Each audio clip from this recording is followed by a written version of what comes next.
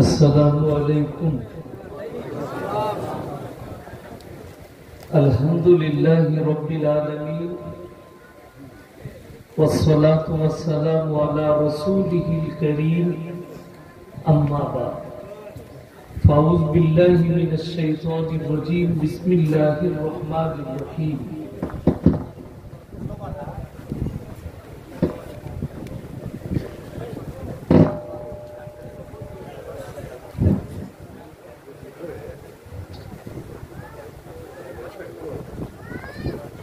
कुलिल्लाहुम्मा मालिकल मुल्की तुतिल मुल्का मन तशा व तंज़िउल मुल्का मिम्मन तशा व तुइज़्ज़ु मन तशा व तुज़िल्लु मन तशा बियदिकल खैर इन्नका अला कुल्लि शैइन क़दीर व इला मदीना। फ़अऊज़ु बिल्लाहि मिनश शैतानिर रजीम। बिस्मिल्लाहिर रहमानिर रहीम।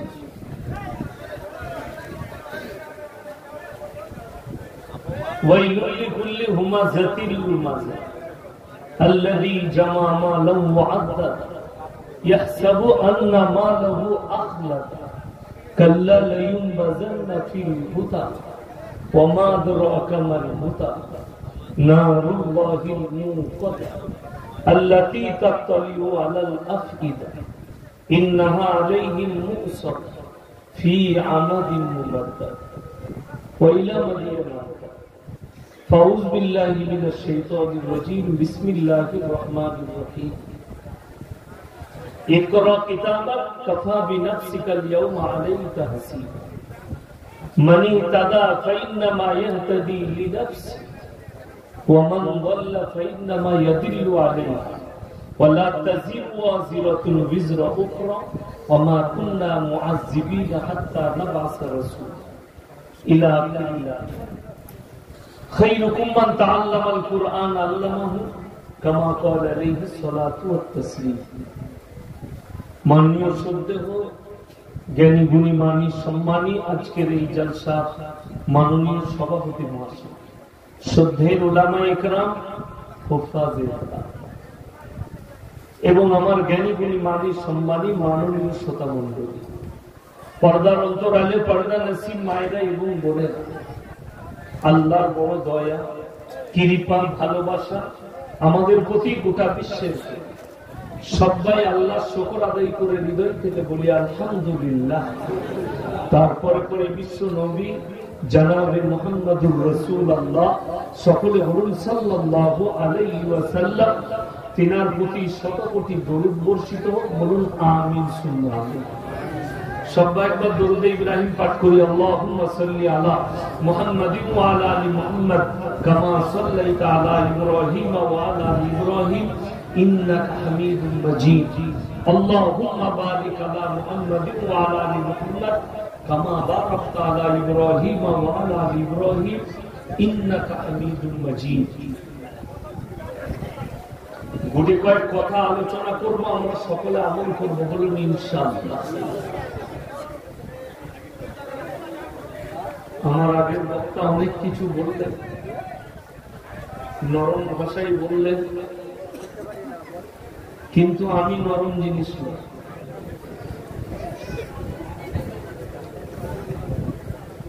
আমি চুলকিয়ে ঘা করে দেবো, সকালে মহলম লাগাবো।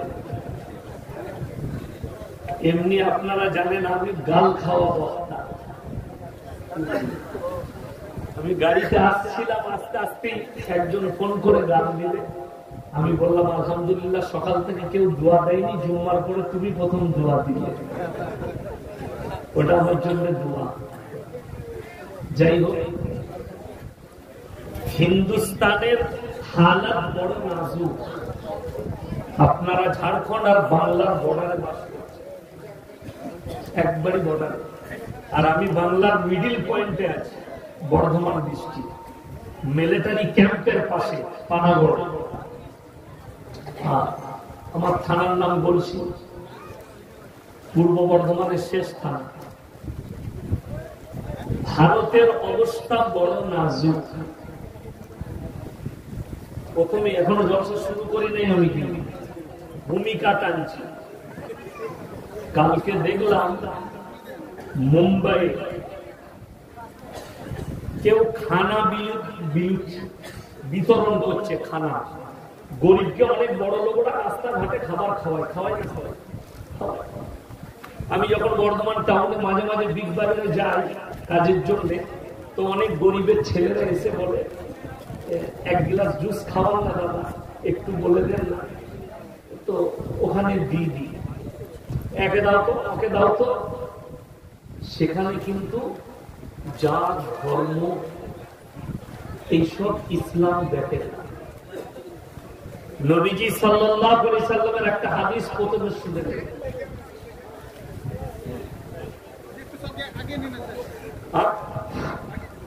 যার মন যাবে এসে বসবে, জায়গা খালি আছে। অত এগুতে গেলে আমাকে পেছনে যেতে হবে,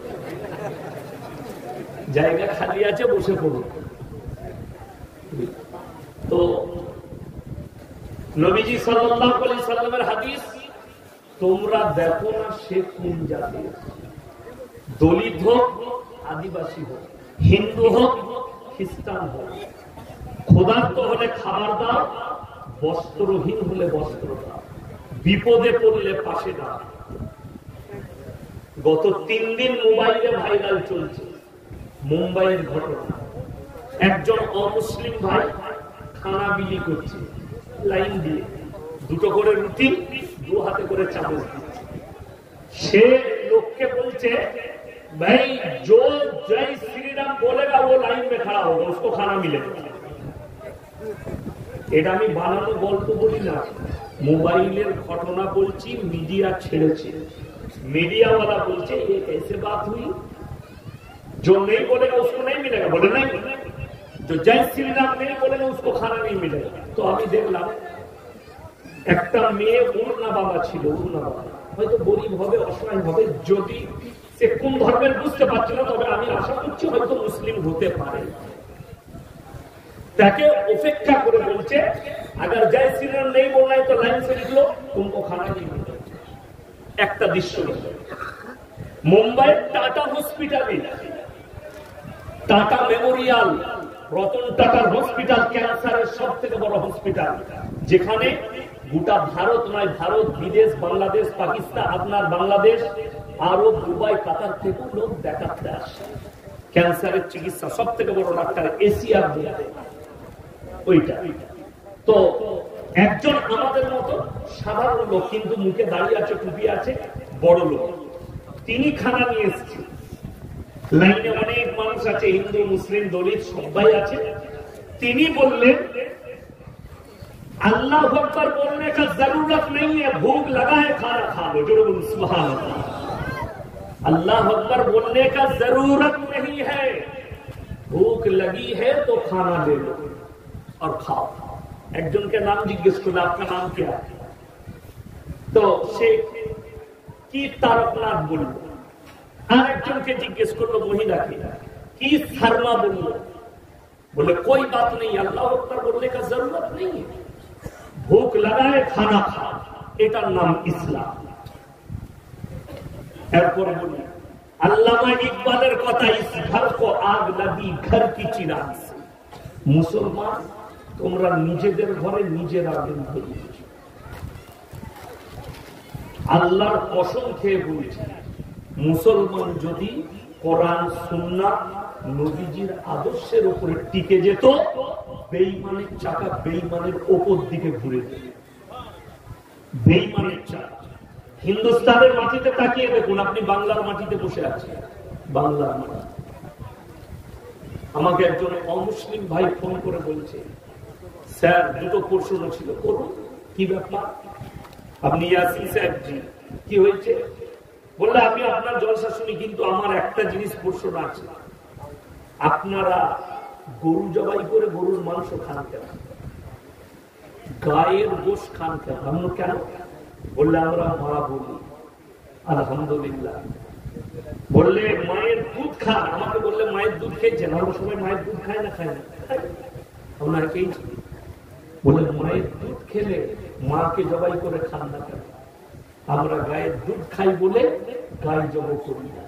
আমি বললাম, আমি উত্তর দিলে কিন্তু তুমি গাল দিবে, নাহলে ফোন কেটে পালাবে। বলে কেন? বলছে না না ওসব ব্যাপার না, আপনি উত্তর দেন। আমি বললাম তুমি বলছো মায়ের দুধ খেলে মাকে কেন কেটে খান না? আপনারা গায়ের দুধ খান, গাইকে দেবো করে খান। আমরা গাইকে মা বলি, গাকে খাই, গাইকে খাই। আমি বললাম গোবরের মুখ খাও না, গায়ের মুখ খাও না? খাও না। বলে হ্যাঁ। গোবর? বলে হ্যাঁ। আমরা গোবর ভক্ত, তুমি যদি গোবর খাও আর মুখ খাও তা তোমার মায়ের দুধ খাও তো? বলে হ্যাঁ। আমরা মায়ের গু আর দুধ খাই না কেন? কথা বুঝে এসছেন? আছে না? যদি তোমার যুক্তি এটা হয়, আমার যুক্তি এটা। ইসলামে কোরআনে আল্লাহ তাআলা যেগুলো হালাল করেছে তোমরা নির্দ্বিধায় ভক্ষণ করো, বলুন সুবহানাল্লাহ। আমাদের সমাজের শিয়াল পণ্ডিত কাকে বলে জানেন? কিছু শিয়াল পণ্ডিত আছে, রোজ গরু জবাই করলে গুনাহ হবে। মরা গরুর গোশত খাবি না কাটা খাবি? কথাটা বুঝতে পারছে না? একটা লোক যদি বিসমিল্লাহ আল্লাহু আকবার বলে মুরগি জবাই করে বিক্রি করে, আমি ইয়াসিন বলে গেলাম নেকি পাবে। কথাটা বুঝতে পারবেন? তা না হলে আপনি যদি বলে কোথায় সাউন্ড কম হচ্ছে, কিচ্ছু কমান, আমি এখনো দিই না, তোমার পেটে বেরিয়ে যাবে, কানে দিতে পারবে শুধু শুধু বলছে, সব চলে যাবে। দাঁড়া তুমি চুপ করে থাকবে।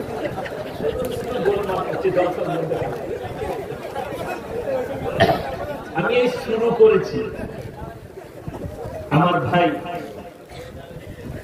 ইসলাম এত সুন্দর, এত পরিষ্কার পরিচ্ছন্ন, উদারতায় পরিপূর্ণ। মুসলমান মনে করে গরু জবাই রোজ করা যাবে না। আপনি যদি রোজ মাংস খান, রোজ বিসমিল্লাহ আল্লাহু আকবার বলে জবাই করলে খাওয়া যাবে। কিন্তু দুঃখটা কোথায় জানেন? আমাদের দেশে 100টা কসাই হলে 90 জন মাতাল আর গাঁজাখোর। কথাটা বুঝতে পারবেন? এইটার নাম ইনজেকশন। সবাই নিতে পারবে না। যে মাল কটা আছে তারা ফাঁকে গাল দিবে, সারা আচ্ছা বক্তা ফোন করো, বলুন তুমি একটু ফোন করো, হ্যাঁ কানে বাজ, এটা ঠিক আছে। 90টা বললাম, 100 জনের মধ্যে। আপনি গরুর মাংস খেলে, কসাই যদি মাতাল হয়, সে যদি জবাই করে, আমি কসম খেয়ে বলে যেতে পারি সে গরুর মাংস খাওয়া যাবে। নামাজি হতে হবে বাযাক্তা, তা না হলে ইমামকে ডেকে জবাই করতে হবে। মুয়াজ্জিন জবাই করবে, ইমাম সাহেব জবাই করবে। তবে যে লোকটা মুরগির গোশত বিক্রি করছে, সেই লোকটার ঈমান আর আকীদা দেখতে হবে। জীবনে নামাজ পড়ে না, রাত হলে গাঁজা খায়, সকালবেলায় মুরগিটাকে এরকম করে কেটে ভরে দিয়ে বলছে জবাই করেছে। এই মিথ্যা প্রতিশ্রুতি দিয়ে যতগুলো মুসলমানকে মিথ্যা করে করবে জবাই করে খাওয়াচ্ছি, সে আল্লাহর কাছে কঠিন পাবে। কেন? সে হারাম খাই দিয়েছে। ওই জন্যে ঈমান একদিকে, আপনাকে ভাবতে হবে তাকওয়া আর এক জায়গায়। তাকওয়া বহুত বড় জিনিস। আপনি খানা খেতে বসছেন, আমরা মনে করি আজকে জলসা করেছেন, শেষকালে ইয়াসিন ভাই দোয়া করবে, দোয়া নেব। আপনি মসজিদে যাচ্ছেন, দোয়া করছেন, দোয়া নিচ্ছেন। বিশ্বাস করুন, কোরআনে আছে, রাসূলের হাদিসে আছে, দোয়া কবুলের জন্য প্রথম শর্ত হচ্ছে হালাল খাওয়া। মুসলমান হারাম হালালের বিচার জানে না। এতগুলো মানুষ বসে আছে, প্রত্যেকটা মুসলমান নরনারীর জন্য দ্বীনি শিক্ষা অর্জন করা কি জোরে বলুন ফরজ। আমি বলে যাচ্ছি, এটা মুরারই থানা তো না মহেশপুর? মুরারই। গোটা মুরারই থানায় যতগুলো মুসলিম আছে, যদি সমীক্ষা করা হয়, 100 জনের মধ্যে 80 জনের কাছে দ্বীনি শিক্ষা নাই। ঠিক বললাম না? মুসলমান হারাম হালাল কি বুঝেছে বলে মুসলমান হচ্ছে পাথরের গাড়ি চালায়, বালির গাড়ি চালায়। যতগুলো দামি বালির ঘাট আছে সব আমার বাড়ির কাছে, দামোদর নদীর ঘাট। একটা ঘাট আছে 3000 বালির লোড হয়, 3000 লরি প্রত্যেক দিন। এখন ঘাট বন্ধ আছে। মুসলিমদের ছেলে গাড়ি চালাচ্ছে, হাই রোডে গিয়ে গাড়ি দাঁড় করিয়ে হোটেলে ঢুকেছে। ঢুকেই বলছে 1 বোতল মদ, দুজনে মিলে গ্লাসে ঢেলে খেয়ে গেলে। এরপর বলছে মুরগির মাংস আর রুটি নিয়ে হোটেলের কর্মচারী বেচারা রুটি আর মুরগির মাংস দিয়েছে, তখন জিজ্ঞেস করছে মুরগিটা জবাই না কাটা, মার হারাম করবে জুতো করে। কথাটা বুঝতে পারছেন? আচ্ছা, মদ স্পর্শ করা হারাম না হারাম নয়? আর কাটাটাও হারাম। যদি বলেন এরা এরকম কি করে হলো, তার একটাই কারণ দ্বীনি শিক্ষা না থাকা। তসলিমা নাসরিন কোন হিন্দু ঘরের মেয়ে নয়, মুসলিম ঘরের মেয়ে। রসুলের দুশ্মন, কোরআনের দুশ্মন, জন্ম নিয়েছে মুসলিম ঘরে। কেন ওই জায়গায় পৌঁছালো? তার মা বাবা তাকে দ্বীনি শিক্ষা দেয়নি, আল্লাহ আল্লাহর রসুলের শিক্ষা না দেওয়ার কারণে। জাস্টিস ইনায়েতুল্লাহ মুসলমান ঘরের ছেলে। ওয়াসিম রিজভী লখনৌ 28টা কোরআনের আয়াতের উপরে সুপ্রিম কোর্টে কেস ঠুকেছিল, এগুলো কোরআন থেকে বাতিল করতে হবে। বলুন নাউজুবিল্লাহ। কোন হিন্দু নয়, মুসলিম ঘরের ছেলে। খারিজ হলো, বললেন मैंने सनातन धर्म को अपना लिया। ওয়াসিম রিজভী এখন তার অবস্থা হচ্ছে না ঘাটকা না ঘরকা, ধোবি কা কুত্তা বন গয়া, এমন অবস্থা। মাথায় তিলক লাগালো, গায়ে চাদর, বললে मैंने अपने धर्म को बदल लिया। আমি একটা জলসায় বলেছি, अरे वासिम रिजवी जी आपने तिलक भी लगा लिया, सर पे गेरुआ पगड़ी भी चढ़ा लिए, बदन में चद्दर भी ढाक दिए, सब कुछ बदल लिया, लेकिन अपना मैसिंग को कैसे बदलोगे? ये तो पहले पूछो अपने बाबा से। আমার ভাই, যতজন বেঈমান কাফের ইসলামের বিরুদ্ধে চক্রান্ত করেছে, আপনারা মুসলমান চাষিবাসী মানুষ, ইমানদারির সঙ্গে বলছি, ব্রেনে হাত দিয়ে শুনেলেন, দিলটাকে খুলে শুনুন, কালকে কাজে লাগবে। পৃথিবীর যতগুলো বেঈমান কাফের দেখছেন, যারা নবীজিকে গালি দিচ্ছে, ইসলামে গালি দিচ্ছে, কোরআনকে গালি দিচ্ছে, আল্লাহর কসম করে বলে যাচ্ছি, এতটুকু ক্ষতি করতে পারেনি, আর কিয়ামতের সকাল পর্যন্ত পারবে না। জোরে বলুন সুবহানাল্লাহ। তার কারণ কি? আমার আল্লাহ ওয়াদা করেছে। আল্লাহর ওয়াদা কি আছে? ওয়ালান তাজিদা লিসুন্নাতিল্লাহি তাবদীলা। কই যে বলছিল আওয়াজ নাই, আমাদের খুঁজে পাওয়া যায়। এই বুঝতে পেরেছেন কি? হ্যাঁ, ও মুমিবা এখন দিল নাই, তো মেশিন নিতে পারবে না। হে আমার নবী, গোটা পৃথিবীর মানুষকে বলে দাও, গোটা পৃথিবীর শক্তি যদি একদিকে দাঁড়িয়ে যায়, আমার কোরআনের একটা জের জবরকে পরিবর্তন করার ক্ষমতা পৃথিবীর কোন শক্তির নাই। জোরে বলুন সুবহানাল্লাহ। এটা আমার আল্লাহর ওয়াদা। আপনাদেরকে আঁকড়া শুনিয়ে দিই যারা ভয় খাচ্ছে। আমি 1 মাস আগে শুনছিলাম আসামের মুখ্যমন্ত্রী সিএম কি বলে, হিমন্ত বিশ্ব শর্মাজি, তিনি বলছেন इस्लाम मिट जानी चाहिए, मैं इस्लाम को मिटा दूंगा, करुणा की तरह मिट जाएगी इस्लाम। मेरे दोस्त, आप एक राज्य के सीएम हैं, जरा दिमाग से देखो, दुनिया के इतिहास उठाकर देख लो। फिरौन आया था मूसा को मिटाने, खुद मिट गए। नमरूद आया था इब्राहिम को जलाने, खुद खत्म हो गए। আল্লাহর হাবিব জনাবে মুহাম্মদুর রাসূলুল্লাহ সাল্লাল্লাহু আলাইহি ওয়াসাল্লাম কাবা ঘরের ভিতরে কোরআন পড়ছে, শুনেলে আপনারা মনে মনে করবেন এই 2-4টা কুত্তা ভুগছে দিল্লি বোম্বাই থেকে, আর নবীজিকে গালি দিচ্ছে, এতে আমাদের ক্ষতি হচ্ছে। আমি আপনাকে বলে দিই, আজকে নয়, যেদিনে নবীজি কাবা ঘরে কোরআন পড়ছেন, বেঈমান কাফেররা বাইরে তাবলীগ শুরু করেছে। কিসের? আল্লাহ পাঠাচ্ছেন নবীজির কাছে। وقال الذين كفروا لا تسمعوا لهذا القرآن والغوا فيه لعلكم تغلبون।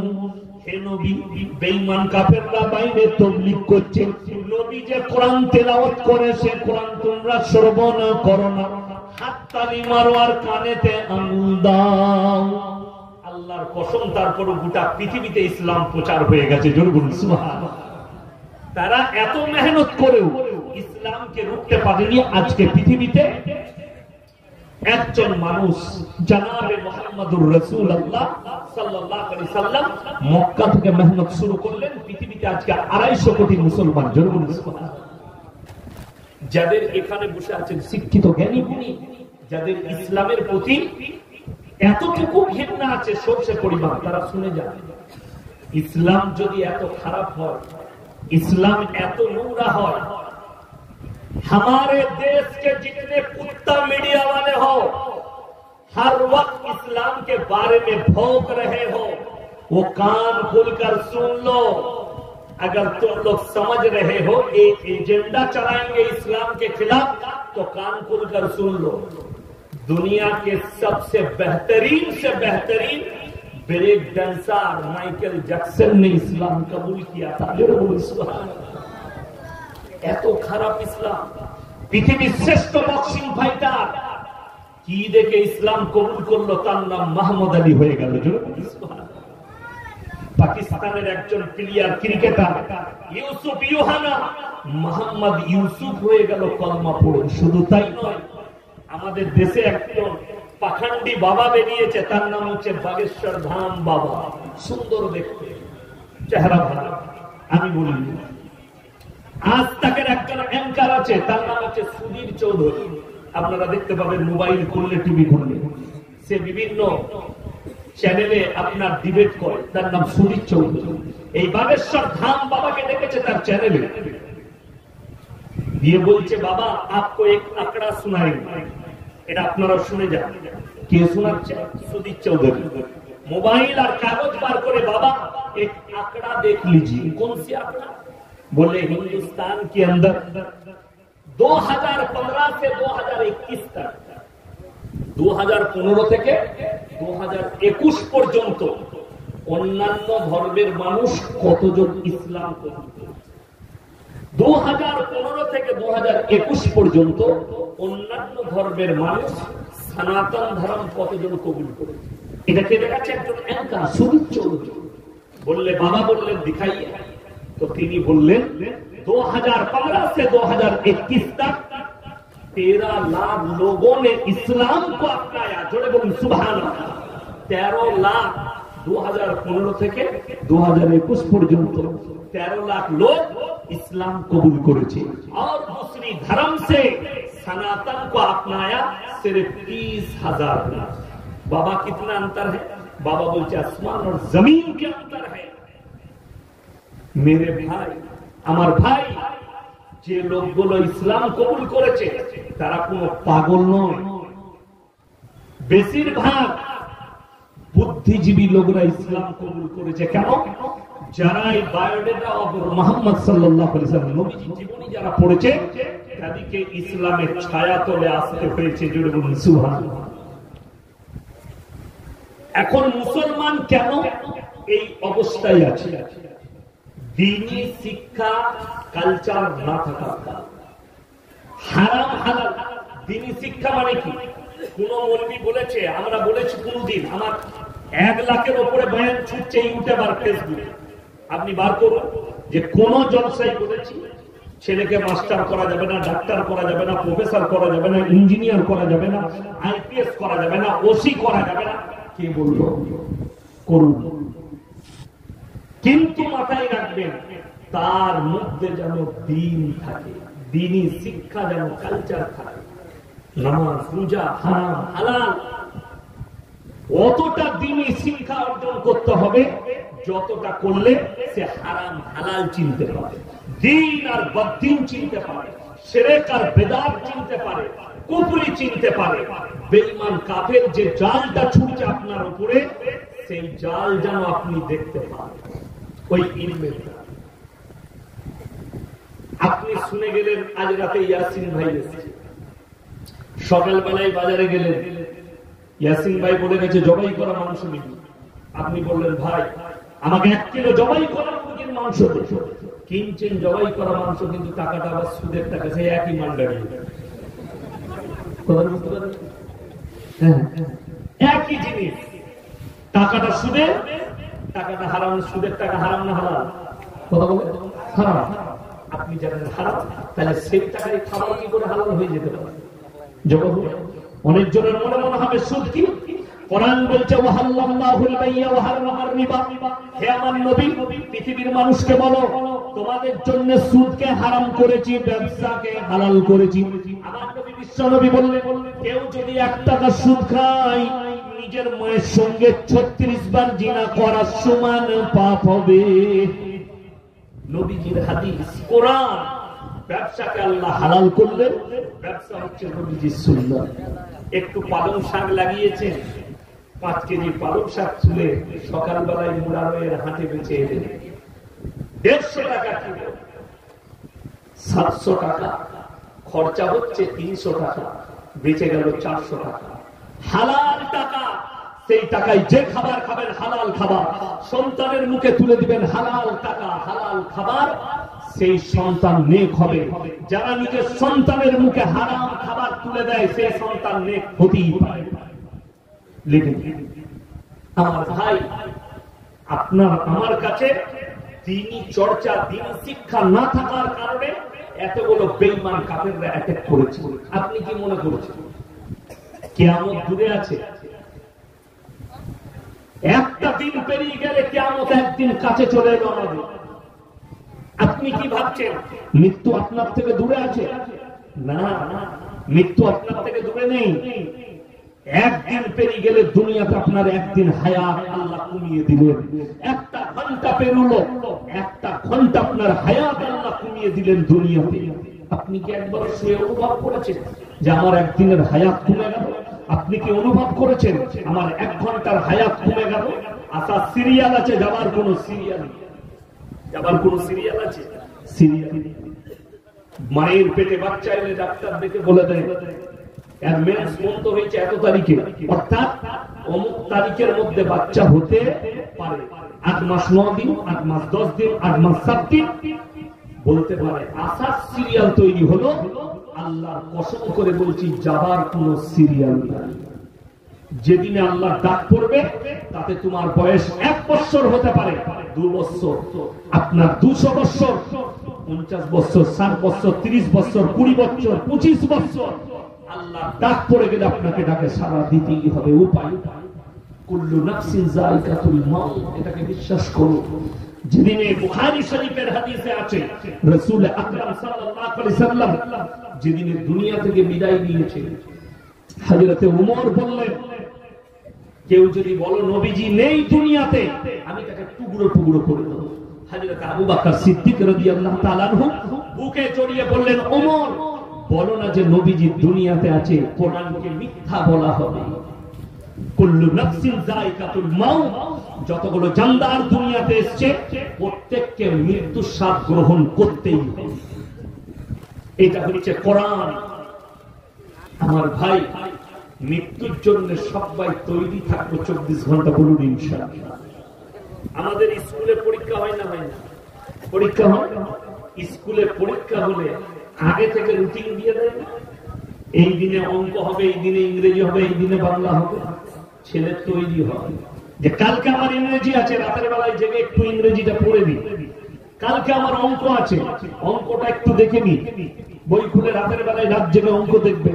কিন্তু ইমানদারের সঙ্গে বলুন তো, একটু ভেবে বলুন তো, যে কবরের জন্য আপনি তৈরি হয়েছেন কি? রুটিন তো দেওয়া না যে আপনি এই দিনে মরবেন, রুটিন দেওয়া আছে কবরে। কবরের রুটিন কারোর কাছে নেই, মৃত্যুর রুটিন নেই। অর্থাৎ আপনাকে 24 ঘন্টা তৈরি থাকতে হবে পরীক্ষার জন্য। কি দিয়ে তৈরি হবে? ঈমান আর আমল দিয়ে। কোরআনে আছে ইন্না আউলিয়া আল্লাহি লা খাউফুন আলাইহিম ওয়া লা হুম ইয়াহজানুন, যারা আল্লাহর বন্ধু হবে তাদের দুনিয়া পরকাল কোনো জায়গায় ভয় নেই। সবাই আল্লাহর বন্ধু হবে, জোরে বলুন ইনশাআল্লাহ। আল্লাহর বন্ধু হবে, পরকালের জন্য আপনার মঙ্গল হবে। আগে চলুন, ইসলামটাকে আপনি কিভাবে নিয়েছেন? আমাদের মুসলমানরা যেভাবে নিয়েছে, খালি ভেবেছে ইসলাম হচ্ছে নামাজ, রোজা, তাসবিহ, তিলাওয়াত, হজ, যাকাত। এটাকে ইসলাম ভেবেছেন। না, নট। এখানেই শেষ নয়। পরিপূর্ণ একটা জীবন ব্যবস্থার নাম হচ্ছে ইসলাম। মাথা থেকে পা পর্যন্ত, পায়ের নখ থেকে মাথা পর্যন্ত পরিপূর্ণ জীবন ব্যবস্থার নাম হচ্ছে ইসলাম। কিভাবে? সেটা হচ্ছে আল্লাহ রাসূল সাল্লাল্লাহু আলাইহি সাল্লামের আদর্শ মোতাবেক হবে আপনার চলাফেরা, উঠা বসা, খাওয়া দাওয়া, ভাবনা চিন্তা সবকিছু ইসলাম মোতাবেক হবে। আপনার দ্বারা কেউ ক্ষতিগ্রস্ত হবে না। আপনি অবাক হবেন, গোটা পৃথিবীতে যতগুলো স্কলার আছে যাদের কোরআনের প্রতি সন্দেহ আছে, আপনারা অনেক ছড়া করেছেন। কোরআন যে কত সত্য কিতাব তার আমি একটা প্রুফ দেবো, আপনারা এই প্রুফটা কোন বাপের বেটা কাটতে পারবে না, চ্যালেঞ্জ দিলাম। ইউটিউব আর ফেসবুকের মাধ্যমে যারা জলসা শুনবেন তাদের যদি অ্যাকসেপ্ট করার ইচ্ছা থাকে অ্যাকসেপ্ট করবেন। আমার ভাই, পৃথিবীতে এতগুলো কবি গুজরে গেছে, আমি ভারতের কবির কথাই বলছি, কবিগুরু রবীন্দ্রনাথ ঠাকুর, কাজী নজরুল ইসলাম, বঙ্কিমচন্দ্র, শরৎচন্দ্র চট্টোপাধ্যায়, স্বামী বিবেকানন্দ, যতগুলো পদ্য আর গদ্য দেখেছে আপনি বার করে নিয়ে আসুন পদ্য আর গদ্য। একটা পদ্য দেখান যে পদ্যর নিচে উপর থেকে শেষ পর্যন্ত প্রত্যেকটা লাইনের শেষে একটাই উত্তর। একটা পদ্য পড়েছি, আপনারা দেখবেন, শুনবেন। আমাদের ছোট গায়ে ছোট ছোট ঘর, লাস্টের অক্ষরটা কি এলো? কথা বলেন, র। থাকিছে তা সবে মেলে নাহি কেউ পর, আবার কি এলো? র। পাড়ার সকল ছেলে মোরা ভাই ভাই, হস্যই চলে এলো না, এলো। লাইনটা পাল্টিয়ে গেল, 3 নম্বর লাইনে শেষের অক্ষর পাল্টিয়ে গেল। এইরকম একটা ছড়া যদি কোন শিক্ষিত মাস্টার, ডাক্তার, প্রফেসর, ইঞ্জিনিয়ার এই জলসার মজমায় থাকেন, আমাকে শোনাতে পারেন, আমি আপনাকে 500 টাকা মিষ্টি খেতে দেবো, আর আমি চ্যালেঞ্জ হেরে যাব যে না, তাহলে আমার ভুল হলো। কিন্তু যে ছড়াটাই শোনাবেন প্রথম থেকে শেষ পর্যন্ত প্রত্যেকটা লাইনের শেষে একই অক্ষর থাকবে। শুধু ছড়া নয়, যে কোনো ধর্মগ্রন্থের কিতাব নিয়ে আসুন আর এরকম একটা প্রুফ করে দেন যে এমন কোন শ্লোক আছে, এমন কোন লাইন আছে, এমন কোন ছড়া আছে, এমন কোন লেখা আছে, পদ্য আছে, গদ্য আছে, লাইনের শেষে একই অক্ষর আছে। যদি বলেন কোরআনে কি আছে, ইনশাআল্লাহ আছে, যদি বলেন সুবহানাল্লাহ। যদি বলেন কোথায়, 30 পারা। والشمس وضحاها والقمر إذا تلاها والنهار إذا جلاها والليل إذا يغشاها والسماء وما بناها والأرض وما طحاها ونفس وما سواها فألهمها فجورها وتقواها। جربون سبحان الله। প্রত্যেকটা লাইনের শেষে আল্লাহ একটাই অক্ষরকে ব্যবহার করেছেন, হা। জরবুন সুবহানাল্লাহ। এখানে কম বেশি যারা স্কুলে গেছে সবাই আমরা ছোটবেলায় বর্ণ পরিচয় পড়েছি না পড়িনি? পড়েছে। কোন যদি বাপের বেটা থাকে, স্টুডেন্ট থেকে শুরু করে বয়স্ক, বিনা ভুলে বর্ণ পরিচয়টা দাঁড়িয়ে শোনাবেন, আমি 500 টাকা। কেউ আছে? হাত তুলেন। কেউ আছে? কারোর মুখস্থ আছে? আমার তো নেই। আছে কি? আরে হ্যাঁ না না বলুন, নেই। বিশ্বাস করুন আল্লাহর কুদরত। পৃথিবীতে এমন একটা কোন স্টুডেন্ট দাঁড়াও যে তার কলেজের যে কোনো বুক, যে কোনো কিতাব, যে কোনো অঙ্ক থেকে শুরু করে সে গোটাই গিলে ভেতরে ভরে নিয়েছে, একদম পাই টু পাই মুখস্থ করেছে, আশা করি পাওয়া যাবে না। আল্লাহর কসম, আল্লাহর কুদরত শুনে নেন। হাফিজে কোরআন যখন কোরআন তেলাওয়াত করে আর কোরআনকে সিনেই ধরতে চায়, আল্লাহ তাদের সিনেতে ভরে দেয়। ওই জন্য আল্লাহ কোরআনে বলেছেন, ইন্না নাহনু নাযালনা যিকরা ওয়া ইন্না লাহুল হাফিজুন। এই কোরআনকে আমি আল্লাহ অবতীর্ণ করেছি আর এর হেফাজতের দায়িত্ব আমি আল্লাহ নিজে নিয়েছি। জোরে বলুন সুবহানাল্লাহ। গুজরাটের গোমতী নদীর তীরে ইংরেজরা 200 বছর ভারতে রাজত্ব করেছে, 10 লাখ কোরআনকে জানিয়েছে। শাহ আব্দুল আজিজ মুহাদ্দিস দেহলভী রাহমাতুল্লাহ আলাইহি তিনি বললেন, হে ইংরেজের বাচ্চারা, তোমরা কি মনে করেছো 10 লাখ কোরআনকে জানিয়ে কোরআনকে মিটিয়ে দিবে? বলে কেন? বলে শোনো, এই কোরআনকে আল্লাহ অবতীর্ণ করেছে, কোরআনের হেফাজতের দায়িত্ব আল্লাহ নিজে দিয়েছে। এই আয়াতে কাগজের মধ্যে, লাইনের মধ্যে আল্লাহ কোরআনকে হেফাজত করেননি। তোমরা যদি ভারতের সব কোরআনকে জ্বালিয়ে দাও, আল্লাহর কসম একটা যদি হাফিজে কোরআন জিন্দা থাকে আবার 100 কোটি কোরআন ছেপে আসবে, জোরে বলুন সুবহানাল্লাহ। ওই জন্য যারা স্বপ্ন দেখছে কোরআনকে মিটানোর, ইসলামকে মিটানোর, এটা মাত্র জাস্ট তাদের স্বপ্ন। এই স্বপ্ন কিয়ামতের সকাল পর্যন্ত পূরণ হবে না। আমার ভাই, ওই জন্য আমি আপনাদেরকে অনুরোধ করব, সবাই আজকে নিয়ত করুন তো আমরা 5 ওয়াক্তের নামাজি হব, জোরে বলুন ইনশাআল্লাহ। নামাজি এই জন্য হবে, নবীজি সাল্লাল্লাহু আলাইহি ওয়াসাল্লামের হাদিস, যার নামাজ নেই তার মধ্যে ইসলাম নেই। কি বলুন? যার মধ্যে নামাজ নেই তার মধ্যে ইসলাম নেই। এটা রাসূল সাল্লাল্লাহু আলাইহি ওয়াসাল্লামের হাদিস। আপনি ভেবে দেখুন, আপনার মধ্যে যদি না, আমাদের দেশে তো 3টে কোয়ালিটির নামাজি আছে। কটা বললাম বাবা? 3টে।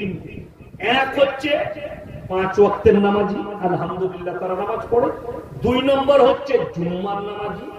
3 নম্বর হচ্ছে খালি ঈদ আর বকরা ঈদের নামাজ। সেই মালগুলো ঈদের দিনে বেশি লাফায়, ঠিক বললাম না? পেছনে কাতারে বসবে, শ্বশুর একটা তোয়ালি দিয়েছে, তোয়ালিটাও শ্বশুরের, আন্ডার প্যান্ট শ্বশুরের, লুঙ্গিও শ্বশুরের, গেঞ্জিও শ্বশুরের, আতর লাগিয়ে গিয়ে বসেছে। দিয়ে ঠিক ইমাম সাহেব নামাজ শুরু করবে, তার আগে হুজুর নিয়তটা একটু বলে দেন তো। নিয়ত নিয়ে কি করবি?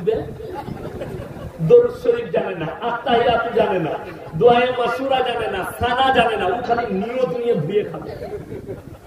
আমি যেখানে নামাজ পড়াই 15-20টা গ্রাম একসাথে নামাজ পড়ে বর্ধমান, একজন এসে কানে কানে বলছে হুজুর একটু নিয়তটা বলে দিবে। আমার তোরই জানা নাই নিয়ত, তাহলে সবাই জানে।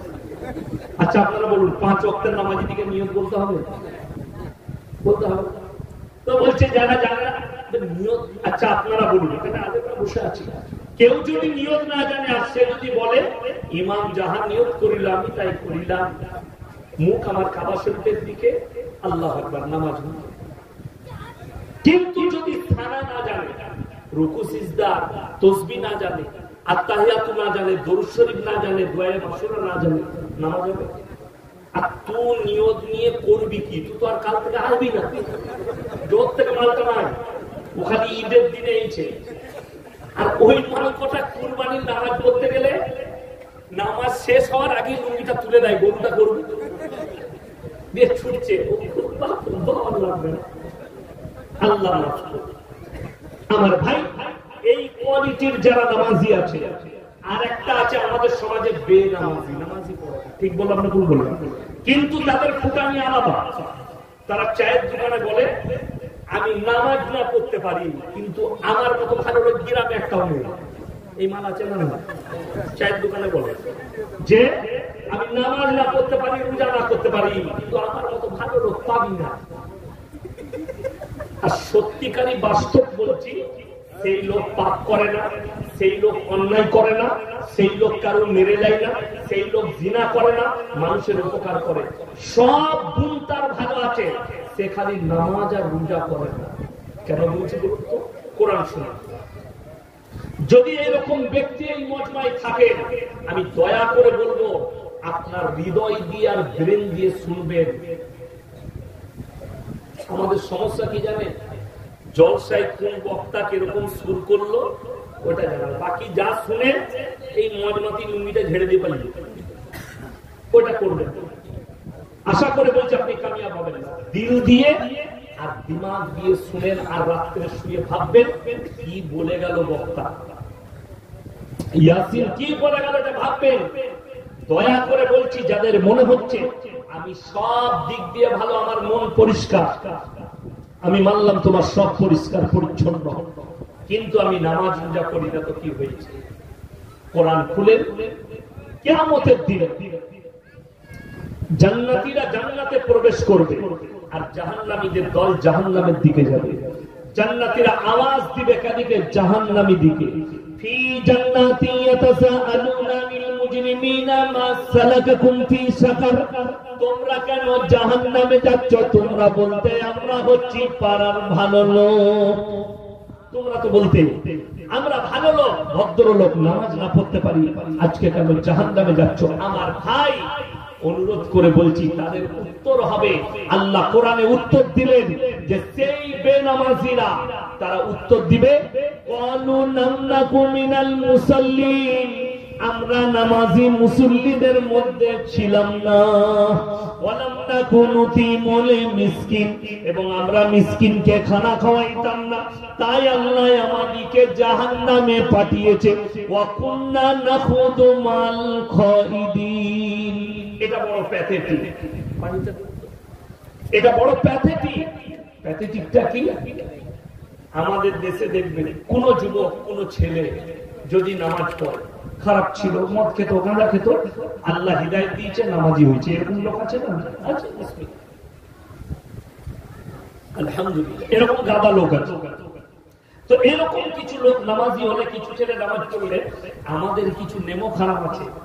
চায়ের দোকানে বসে বলে সারা দুদিন আগে মদ খাচ্ছে, নামাজ বুঝে দেখ কেমন লাগছে, বলো না বলো না, দাঁড়িয়ে গেছে কেমন লাগছে দেখ। এই আরেকটা হাসি নয়, বড় প্যাথেটিক। তারা কিয়ামতের দিনে বলবে আমরা দাড়ি টুপি নামাজি মুসল্লিদিকে হাসি ঠাট্টা বিদ্রুপ করতাম, তাই আল্লাহ আমাদেরকে জাহান্নামে পাঠিয়েছেন। তিনটে। এক নম্বর, আমরা নামাজি মুসল্লি ছিলাম না, তাই আল্লাহ জাহান্নামে পাঠিয়েছে। এতিম আর মিসকিনকে খানা খাওয়ায়নি, তাই আল্লাহ জাহান্নামে পাঠিয়েছে। আর দাড়ি টুপি নামাজি মুসল্লিদিকে দেখে আমরা হাসি ঠাট্টা বিদ্রুপ করতাম, তাদের সঙ্গে মজাক করতাম, তাই আল্লাহ আমাদেরকে জাহান্নামে পাঠিয়েছে। ওয়া কুননা নুকাজ্জিবু বিয়াউমিদ্দিন, আর আমরা বিচারের দিবসকে মিথ্যা বলে মনে করিতাম, তাই আল্লাহ আমাদেরকে জাহান্নামে পাঠিয়েছেন। আপনার চোখ দিয়ে পানি আসা দরকার। সবাই নামাজ পড়বো, জোরে বলুন ইনশাআল্লাহ। নামাজ কেউ ছাড়বে না। 5 ওয়াক্তের নামাজ ফরজ করেছে। ভেবে দেখুন, যারা নামাজ পড়তে চান না, মনে হচ্ছে আমি তো পাপে লিপ্ত। কোরআন বলছে ইন্নাস সালাতা তানহা আনিল ফাহশাই ওয়াল মুনকার। নিশ্চয়ই নামাজ এমন একটা ইবাদত, মানুষ যখন নামাজে দাঁড়ায়, নামাজটাকে অশ্লীল কাজ থেকে, খারাপ কাজ থেকে সরিয়ে ভালো কাজের দিকে নিয়ে আসে। যাদের মনে মনে হচ্ছে, ভাই মা বোন যারা এসে বসেছে, যাদের মনে হচ্ছে যে আমি নামাজে দাঁড়াই কিন্তু আমার মন দুনিয়াতে থাকে, আমার নবীজি বললেন ফাইন্নাহু ইয়ারা, তোমরা নামাজে দাঁড়ালে মনে মনে ভাববে আমি আল্লাহকে দেখতে পাই বা না পাই, আমার আল্লাহ আমাকে অবশ্যই দেখছেন। ফাইন্নাহু ইয়ারা, নবীজি বললেন নামাজে দাঁড়াবে, মনে মনে ভাববে আমি আল্লাহকে দেখতে পাই বা না পাই, আমার আল্লাহ আমাকে অবশ্যই দেখছেন। নামাজ কেউ ছাড়বেন না, জোরে বলুন ইনশাআল্লাহ। আজকে কষ্ট লাগে কোথায় জানেন? ইমাম সাহেব নামাজি যখন কোন চায়ের দোকানে বেনামাজিরা বসে থাকে, আর যদি তাদেরকে দাওয়াত দেয়, ভাই নামাজ পড়িস না কেন, নামাজ পড়তে চল, কি বলে জানেন? সময় হচ্ছে না। ঠিক বললাম না ভুল বললাম? অথচ 3 ঘন্টা আড্ডা মারে চায়ের দোকানে, কিন্তু 5 মিনিটের লেগে নামাজ হয় না। মুসলমানের হালত বলে দিই, আপনার গ্রামে লক্ষ্য করবেন, আমি বলে যাচ্ছি, এই গ্রামে লক্ষ্য করবেন। ইয়াসিন ভাই বলে গেল, কথাটা মিলছে কিনা, যদি না মিলে আমাকে ফোন করে বলবেন আপনি ভুল বলেছেন। আমাদের সমাজে মাইয়াত হয় না, হয় না? মাইয়াত হয়। মুসলমানের হালত এলান হয়েছে জোহরের নামাজের পরে জানাজা হবে, মসজিদে 5 ওয়াক্তের নামাজিরা নামাজ পড়ছে, আর কিছু মাল আছে উঁচু করে দাঁড়িয়ে আছে, ও শুধু জানাজা পড়বে। ঠিক বললাম না? ও জানাজা পড়বে। আলেমরা আছে, জিজ্ঞেস করে কেন যদি জানাজার নামাজ ছেড়ে যায় গুনাহ আছে? গুনাহ। কিন্তু কেউ যদি জেনে শুনে দাঁড়িয়ে ফরজ নামাজ কাজা করে, গুনাহ কবিরা, বড় পাপ। আপনি উজু করে মসজিদের বাইরে দাঁড়িয়ে আছেন, নামাজ পড়বেন না, আর মসজিদের ভেতরে 5 ওয়াক্তের নামাজ। আমার আব্বাজির সঙ্গে কোনদিন দেখা হলে জিজ্ঞেস করবেন, মুরারোয় আপনার ছেলে পড়ে গেছে কি? আমরা বাপ বেটা এক আত্মীয়র জানাজায় গেছে, আসরের নামাজের পরে জানাজা হবে মসজিদে, ইমামটাও আমাদের ছাত্র। তো তাকে বললাম কখন হবে? গেলাম, আমাদের আত্মীয়, তো আসরের নামাজ পড়ে বেরিয়ে দেখছি তিন কাতার লোক দাঁড়িয়ে আছে, মানে ওই মাল কটা বেনামাজি, নামাজিরা পেছনে, নামাজিরা আগে। আল্লাহ এরকম কি করে হলো? তারপরে দেখছি, আমি মনে করলাম আমাদের ছাত্ররা জানাজা পড়াবে, কিন্তু না, এক বাউল মুসলিম এই যে জানাজা পড়াতে, সে হারাম করে নামাজ পড়ে নাই, সে আসলে নামাজ পড়ে না, জানাজার নামাজ পড়াচ্ছে একজন বেনামাজি। আজকে সব বরবাদ হয়ে গেল। আল্লাহ মাফ করুন, আল্লাহ হিদায়েত প্রাপ্ত করুক এই জাতিকে। আপনি জানাজার নামাজের মূল্য বুঝলেন, অথচ ফরজ নামাজের মূল্য বুঝলেন। এখানে হাত তুলে বলুন তো, কোন আমার বাবাজি আছেন, কোন ভাই আছেন, সে জানেন না মদ হারাম? সবাই জানেন না? আর আপনাকে আমি মুড়ারই দেখিয়ে দেবো, মুসলমান মদও খায়, মদ বিক্রি করছে মুসলমান। লটারি হারাম না হালাল? হারাম। আমি মুড়ারই দেখিয়ে দেবো, মুসলমান লটারির টিকিট বিক্রি করছে। আপনারা কি বলছেন? কথা বলে না? মুসলমান লটারির টিকিট বিক্রি করছে, তাহলে তাকে আপনি মুসলমান ধরলেন কি করে যে প্রকাশ্যে হারাম খাচ্ছে? জনসমক্ষে সকলের সামনে সে প্রকাশ্যে হারাম ব্যবসা করছে, যেটা শরীয়ত হারাম বলেছে, আপনি তাকে মুসলমানের খাতায় রাখলেন। যে মদ খাচ্ছে আর মদ বিক্রি করছে, তার ইনকাম, তার কামাই, তাকে কি করে আপনি মুসলমান ভাবলেন যে প্রকাশ্যে হারাম খাচ্ছে? ওই জন্য আমার জলসাই আছে। আমি বলেছি সালমান খানকে মুসলমান বলা যাবে, শাহরুখ খানকে মুসলমান বলা যাবে, আমির খানকে মুসলমান বলা যাবে, নামটা রেখে দিলেই হবে না খান, নামটা আমির রাখলে হবে না, নামটা সালমান রাখলে হবে না, নামটা আব্দুর রহমান রাখলে হবে না, নামের সঙ্গে গুণাবলী। ওই জন্য কোরআনে আল্লাহ শর্ত রেখেছে। আপনি কি মনে করেছেন মাথা ঠোকাটা শর্ত? যে মসজিদে গিয়ে একবার মাথা ঠোকলাম আমি মুমিন? আপনি বছরে একবার উমরা করতে গেলেন, আল্লাহ টাকা দিয়েছে, আপনি মুমিন, আপনি হাজী হয়ে গেলেন? আমার ভাই না, যদি উমরা করার পরে সে যদি মুমিন হয়ে যায়, শাহরুখ খান মুমিন, উমরা করে এসছে, তারপর আবার মন্দিরে পুজো দিতে গেছে, আমার কাছে ভালো যাচ্ছে। আর তার ভক্ত অনেক ছেলে আছে, যুবকরা, অনেক যুবক ভক্ত আছে, সালমানের ভক্ত আছে, তাদের ভালো দিক আছে, কিন্তু মুমিন বলতে গেলে শর্ত। আপনারা জানেন পৃথিবীতে নাস্তিক ছাড়া, নাস্তিক কোন ধর্ম মানে না। নাস্তিক কি মানে না? কোন ধর্মই মানে না নাস্তিক মানে। আর যারা আস্তিক ধর্ম মানে, যতগুলো পৃথিবীর জাতি আছে যারা ধর্ম বিশ্বাস করে, সবাই কোথাও না কোথাও মাথা ঠুকে। কেউ গাছের সামনে, কেউ আগুনের সামনে, কেউ সূর্যের সামনে, কেউ পানির সামনে, কেউ ঠাকুরের সামনে, কেউ কবরের সামনে, কেউ ঢিপির সামনে, কেউ পাথরের সামনে। যার আস্থা, যার বিশ্বাস যেখানে, সেখানে মাথা ঠুকে। গির্জার ভেতরে ইস্তান্না মাথা ঠুকে। আমার ভাই অবাক হবে, আল্লাহ তাআলা ওই জন্য কোরআনে শর্ত রাখলেন যে পৃথিবীর সব মানুষই মাথা ঠুকে। আল্লাহ কোরআনে শর্ত দিয়ে দিলেন, লাইসাল বিররা বিতুওয়াল্লু ফুজুহাকুম কিবালাল মাশরিকি ওয়াল মাগরিব ওয়ালাকিন্নাল বিররা মান আমানা বিল্লাহ। হে আমার নবী বলো, পূব কিংবা পশ্চিম দিকে মাথা ঠোকার নাম ঈমান নয়। প্রকৃত ঈমান হচ্ছে আল্লাহর উপরে বিশ্বাস। সবাই আনবো, জোরে বলুন ইনশাআল্লাহ। এটা এক নম্বর, আল্লাহর উপরে বিশ্বাস। ওয়াল ইয়াউমিল আখির, আমার পরকালের প্রতি, ওয়াল মালাইকাতি, আমার ফেরেশতাদের প্রতি, ওয়াল কিতাবি, আমার আসমানি কিতাবের উপরে, ওয়ান নবিয়্যিন, এবং যতগুলো নবী পয়গম্বর পাঠিয়েছি এদের উপরে বিশ্বাস করার নামই ঈমান। দেখবেন এই শীতকাল আসছে, এরপর চারিদিকে ফুটবলের টুর্নামেন্ট খেলা হয়, হয় না? হয় না? আমার এলাকায় একটা গ্রামে ফুটবলের টুর্নামেন্ট খেলা হচ্ছে, তো অনেক মুসলিম যুবক চাচা সব দেখতে গেছে। তো আসরের সময় হাফ টাইম হয়েছে, তো যুবকরা বলছে একজন চাচাকে, চাচা নামাজটা পড়ে নিব আসরে, বলে তাহলে উজু কর। সব উজু করে নামাজে দাঁড়াইছে। ও চাচা কি করেছে, দক্ষিণ দিকে মুখ করে নামাজ পড়িয়ে দিয়েছে, ও দিক বুঝতে পারে। নামাজের পরে ছেলেরা বলছে, চাচা এটা দক্ষিণ দিক। বলছে ভাই তোরা জানিস আল্লাহ সব দিকেই আছে। এক থেকে তো বড় মুক্তি আর কেউ হতে পারে না, হবে হবে না। ও হচ্ছে আল্লাহ সব দিকেই আছে, কে জানেন আল্লাহ সব দিকে আছে, কিন্তু আল্লাহ শর্ত রেখেছে।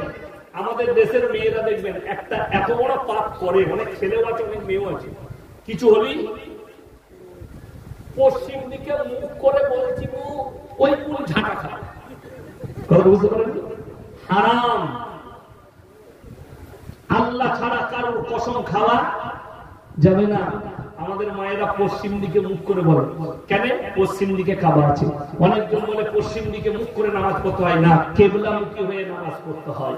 যারা আমরা আছি কাবার পূব দিকে, তাই আমরা পশ্চিম দিকে মুখ করে নামাজ পড়ি।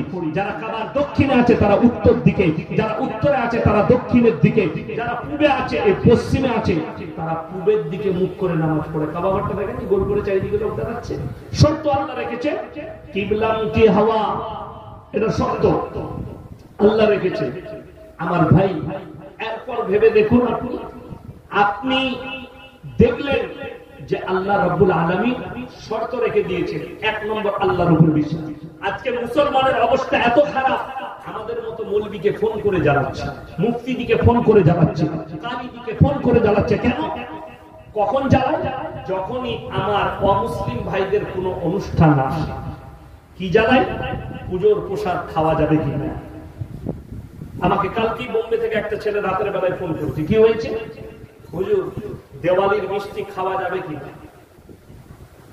আমি তাকে বললাম, আল্লাহ ব্যতীত অপরের নামে উৎসর্গ করা জিনিস কি? বলে হারাম।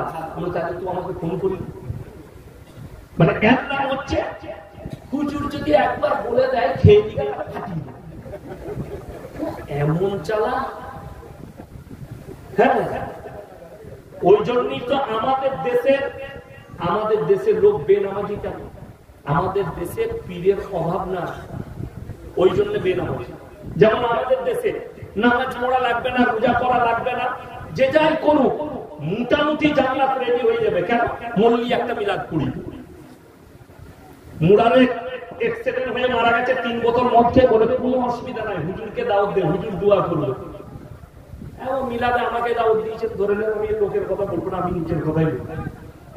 আমাকে দাওয়াত দিয়েছেন, হুজুর মিলাদ করতে পারবি? এলাম, আহা মরে গেছে বাবা, অ্যাক্সিডেন্ট হয়ে করেছে। আচ্ছা ঠিক আছে, মিলাদ শেষ হলো, দোয়া করতে লেগেছি। দোয়া, আল্লাহ তুমি একে জান্নাতুল ফিরদাউস দান করো, আল্লাহ তুমি শহীদের মর্তবা দাও। দিয়ে দোয়া শেষ হয়ে গেল। আমার লেগে দেশি মুরগি করেছে, পোলাও করেছে, মজা। কি বলে খেতে খেতে জিজ্ঞেস করছি, বা কি করে মরলো, বা অ্যাক্সিডেন্ট কি করে হলো? ছেলে খুব বদমাশ ছিল, 3 বোতল মদ খেয়ে যাবো। তোবা কাকে জান্নাতে দিলাম আমি? আমাদের সমাজের অবস্থা এই যে যতই পাপ করো, খালি হুজুরকে দাওয়াত দে, হুজুর দোয়া করে দিবে, জান্নাত রেডি। আপনাকে বাস্তব কথা বলে যাচ্ছে, আমার বাপের দলিল দেবো না। রাসূল আকরাম সাল্লাল্লাহু আলাইহি সাল্লাম থেকে শুরু করলাম, আল্লাহর হাবিব সাল্লাল্লাহু আলাইহি সাল্লাম। যারা ভাবছেন পাপের সাগরে ডুবে থাকবো, আমার বাপ দোয়া করবে, মৌলবি দোয়া করবে, পীর দোয়া করবে, অমুক দোয়া করবে, জান্নাত রেডি হবে। আপনারা বলুন, নবীজি সাল্লাল্লাহু আলাইহি সাল্লামের থেকে দামি লোক পৃথিবীতে কেউ এসেছে? কিয়ামতের সকাল পর্যন্ত আসবে? আসবে না। বুখারী শরীফের হাদিস, নবীজি সাল্লাল্লাহু আলাইহি সাল্লামের কাছে খবর এলো, ইয়া রাসূলুল্লাহ, আপনার চাচা যান মৃত্যুর শয্যায় পড়ে আছেন, যে কোনো সময় মারা যাবেন। নবীজি ছুটলেন, চাচার হাতটা টিপে ধরে বললেন, চাচা একবার খালি বলো লা ইলাহা ইল্লাল্লাহ, কলমাটা পড়ে নাও, আমি আল্লাহর কাছে তোমার জন্য কেঁদে কেঁদে ক্ষমা চাই। নবীজি চাচার উত্তর এলো, আমি যদি বার্ধক্যে কলমা পড়ি, লোকে বলবে মৃত্যু ভয়ে কলমা পড়েছে, আমি কলমা পড়তে পারবো না। আল্লাহ পাঠালেন, ইন্নাকা লা তাহদি মান আহবাবতা ওয়ালাকিন্নাল্লাহা ইয়াহদি মান ইয়াশা।